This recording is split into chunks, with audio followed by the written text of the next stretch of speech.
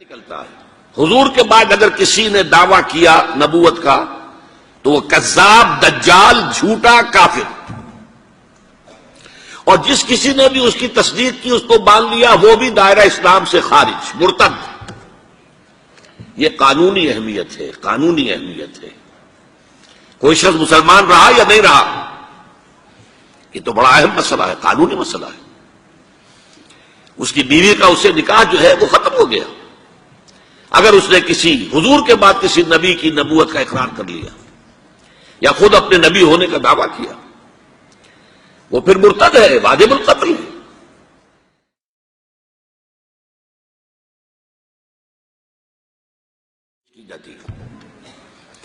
سورہ احزاب کی آیت ما کان محمد ابا احد من رجالکم ولکن رسول اللہ وخاتم النبیین۔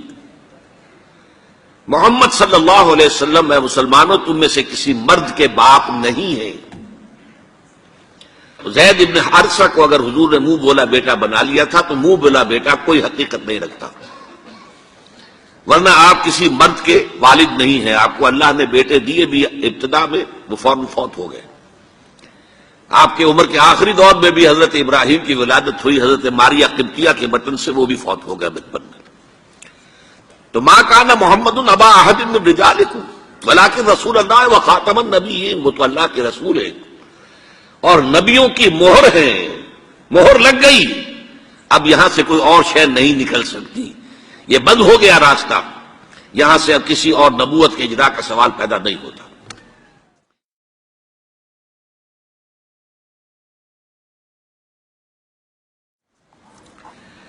دیکھیے ایک جامع ترمذی میں روایت ہے حضرت ثوبان سے رضی اللہ تعالی عنہ، حضور نے فرمایا انہ سیکون فی امتی ثلاثون کذابون کلہم یزعم انہ نبی وانا خاتم النبیین لا نبی بعدی۔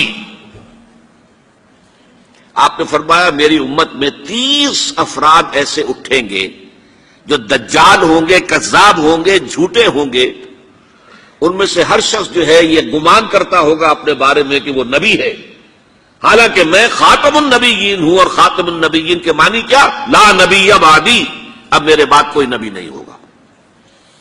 اس قانونی مفہوم کو بہت ہی عمدگی کے ساتھ یہاں واضح کر دیا گیا کہ اب چاہے دجال اٹھیں گے، حضور کے اپنے زمانے میں اٹھ گئے تھے، پھر اس دور میں تو بڑی تیزی کے ساتھ، بڑی رفتار جو ہے تیز ہو گئی ہے، زمانہ آخری آ رہا ہے، وہ 30 کی تعداد اب جو ہے پوری ہونی ہے۔ بہاءاللہ ایران میں اٹھا، غلام احمد قادیانی ہندوستان میں اٹھا، ابھی آپ کے ہاں ایک یوسف صاحب تھے، ان کو ویسے ہی ایک شخص نے گولی مار دی ہے سائیوال جیل میں، ورنہ وہ بھی کہتے تھے میں محمد ہوں صلی اللہ علیہ وسلم، معاذ اللہ ثم معاذ اللہ ثم معاذ اللہ۔ پچھلے دنوں خبر آئی تھی کہ ملتان میں کسی نے نبوت کا دعویٰ کر دیا ہے، وہ گرفتار کیا گیا، اس پر مقدمہ چل رہا ہے۔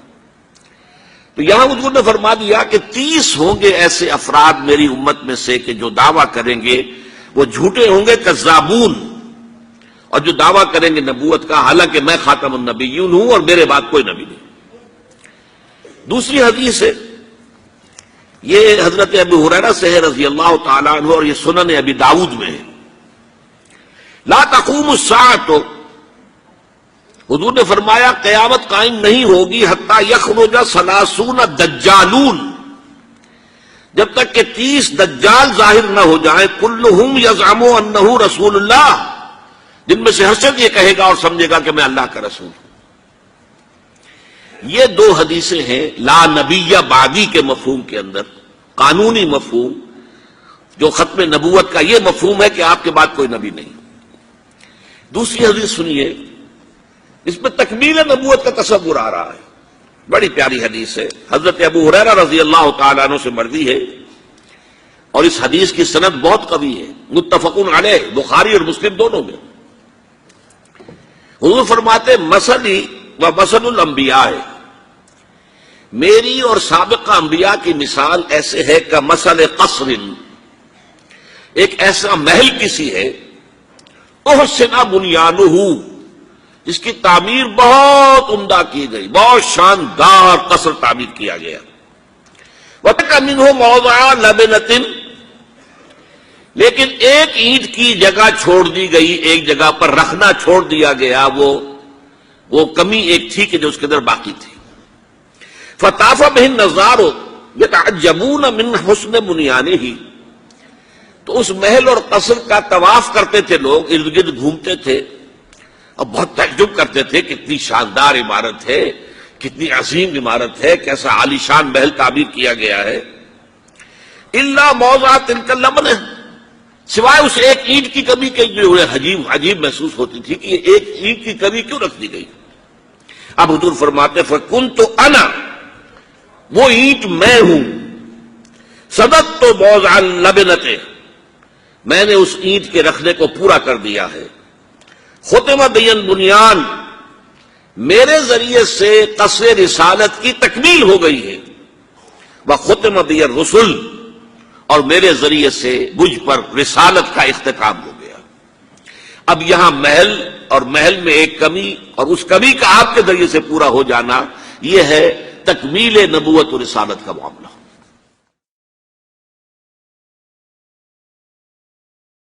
کہ جو شخص بھی اب حضور کے بعد کوئی نبوت کا دعویٰ کرے گا یا کیا ہے، وہ دجال، کذاب، جھوٹا، کافر، مرتد، واجب القتل، یہ اس کا قانونی تقاضا ہے۔ بدقسمتی سے صورت کیا ہوئی، عالم اسلام میں اس سے پہلے جب بھی کسی نے یہ کام کیا، جب تک مسلمانوں کی حکومتیں تھیں، انہیں قتل کر دیا گیا۔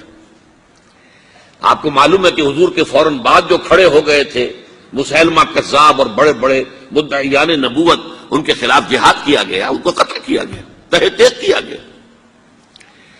بہاء اللہ ایران میں اٹھا تو وہاں چونکہ بہرحال مسلمانوں کی حکومت تھی، قتل کر دیا گیا۔ اب بھی کوئی بہائی ایران میں نہیں رہ سکتا، سب وہاں سے بھاگ چکے ہیں، کوئی نہیں رہ سکتا، کوئی وہاں آئے گا تو قتل کر دیا جائے گا۔ لیکن یہاں معاملہ یہ تھا کہ انگریز کی حکومت تھی، انگریز کی حکومت میں ہر شخص کو کھلی چھوٹ تھی۔ اکبر الہ آبادی رحمت اللہ علیہ نے بڑے خوبصورت الفاظ کے اندر وہ نقشہ کھینچا ہے، گورنمنٹ کی خیر یارو مناؤ، گلے میں جو آئیں وہ تانے اڑاؤ، کہاں ایسی آزادیاں تھی میسر، ان الحق کہو اور پھانسی نہ پاؤ۔ اگر اسلامی حکومت ہوتی، مسلمان حکومت ہوتی، چاہے اعلی معیاری اسلامی حکومت نہ بھی ہوتی، مسلمانوں کی حکومت ہوتی، تو جس نے ان الحق کہا منصور، وہ سولی چڑھا دیا گیا یا نہیں؟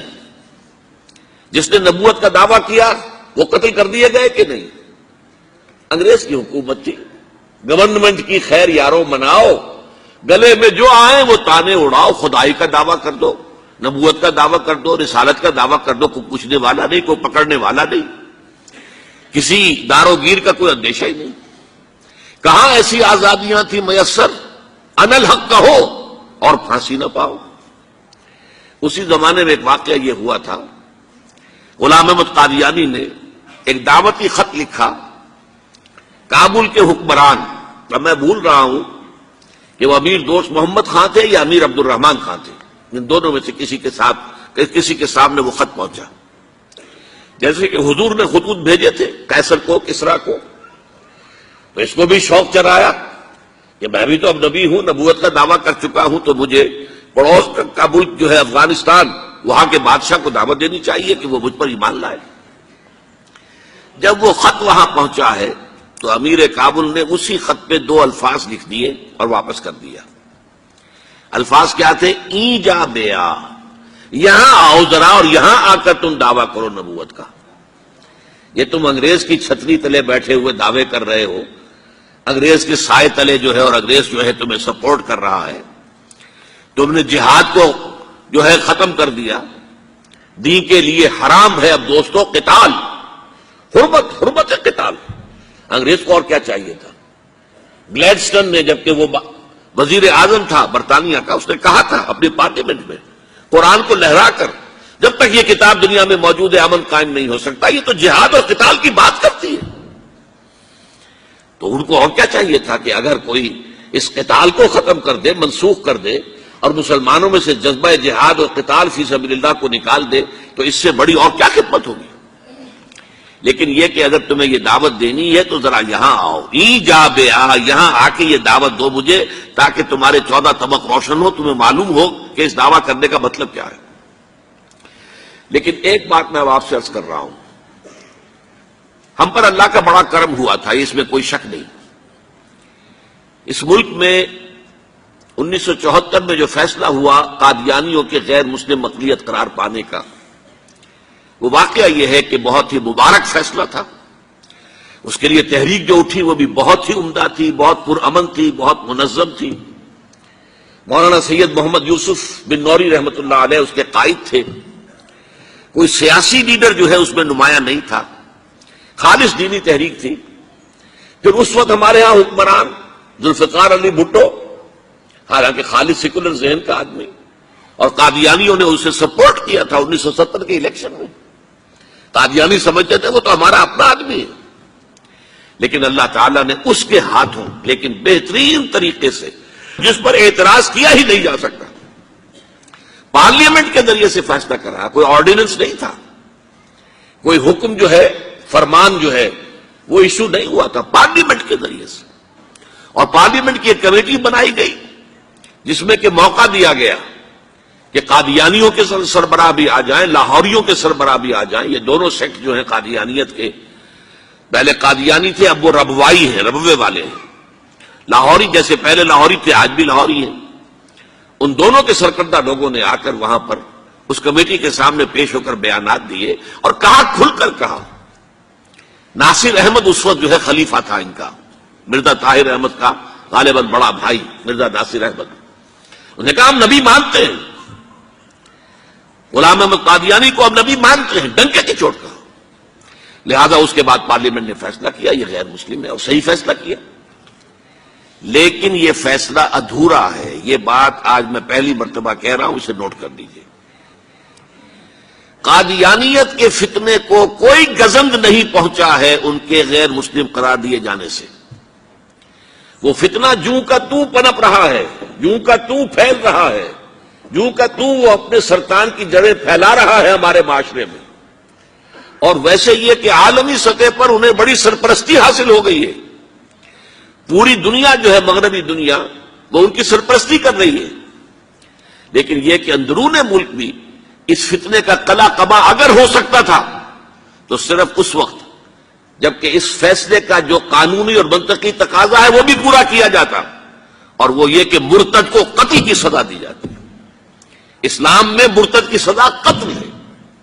وہی میں نے آپ سے عرض کیا، حضرت ابوبکر صدیق کے زمانے میں کیوں قتال کیا گیا، اور جتنے بھی لوگوں نے نبوت کے دعوے کیے انہیں کیوں قتل کیا گیا ہمیشہ اسلام کی تاریخ میں۔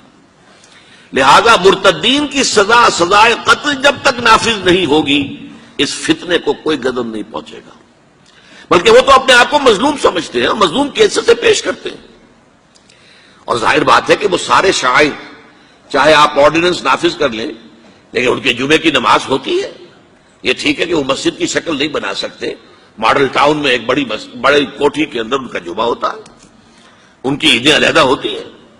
وہ سارے شاعر اسلامی کو استعمال کر رہے ہیں، اور الٹا مظلومیت جو ہے اس کا لبادہ اوڑھ لیا ہے۔ جیسے دنیا میں یہودیوں نے ہولوکوسٹ کی مظلومیت کا لبادہ اپنے اوپر اوڑھا ہوا ہے۔ ہم جو چاہے ظلم کر لیں نوع انسانی پر، ہمیں کوئی گدن نہیں پہنچا سکتا، اس لیے کہ ہم نے اتنا بڑا ظلم سہا تھا۔ ہولوکوسٹ ہمارے 60 لاکھ آدمی جرمنوں نے ختم کر دیے تھے، تو اب اگر 8-10 لاکھ مار دیں فلسطینی یا کوئی اور عرب یا اور مسلمان تو کون سی بڑی بات ہے۔ اسی طرح قادیانیوں نے مظلومیت کا لبادہ اوڑھا ہوا ہے، اور ان کو کوئی گدن نہیں پہنچا ہے جب تک کہ قتل مرتد کی سزا یہاں نافذ نہیں کی جائے گی۔ اس میں یہ ہونا چاہیے تھا کہ جس روز میں یہ فیصلہ ہوا ڈکلیئر ہو جاتا ساتھ ہی۔ اب تک کے جو قادیانی ہیں آج کے اس تاریخ سے، فیصلے سے پہلے وہ تو اقلیت قرار پائیں گے، انہیں قتل نہیں کیا جائے گا۔ لیکن اس فیصلے کے نفاذ کے بعد جو شخص بھی قادیانیت اختیار کرے گا اس پر قتل مرتد کی سزا، اس کی حد جاری کی جائے گی۔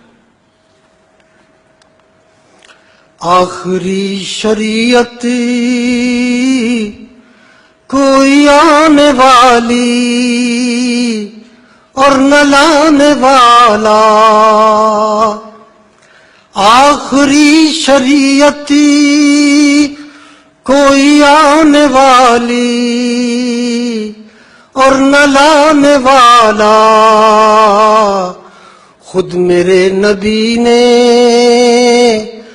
بات یہ بتا دی، لا نبی آبادی، ذلی یا بروزی اب کوئی پیغمبر آئے گا نہ لوگو، ذلی یا بروزی اب کوئی پیغمبر آئے گا نہ لوگو،